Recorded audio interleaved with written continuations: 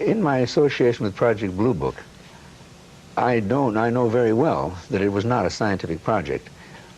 Also, I also know that they never would notify the media when an interesting case came up. They did everything they could to keep it down. So they definitely withheld information. You know, when I first interviewed Alan years ago, there was a theory going around that anybody who saw a flying saucer was probably befuddled by swamp gas somewhere in Louisiana and didn't know what he or she was seeing. We've had a lot of documentation since that time. I think that one of the main things that has come out here that Peter has done is to substantiate the credibility of many of the civilians, because it was easy to, and still is, to discredit a civilian. Much more difficult to discredit a military man.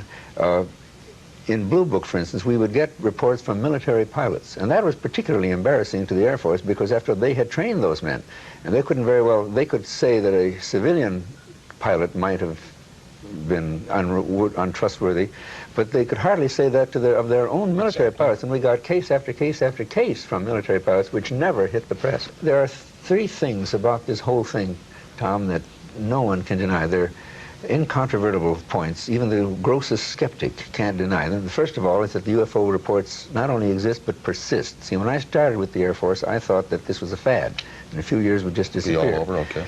And it's global. We have reports now from 140 countries. I mean, practically as many countries as there are in the United Nations.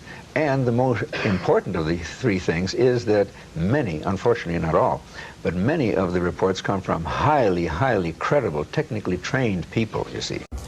The phenomenon has not changed a great deal. It has not changed materially since 1947. And I'm quite sure that neither we nor the Russians had anything like the capabilities demonstrated by the UFOs in 47. I don't think we have now. So I've given up the whole idea that it could possibly be from any place on Earth.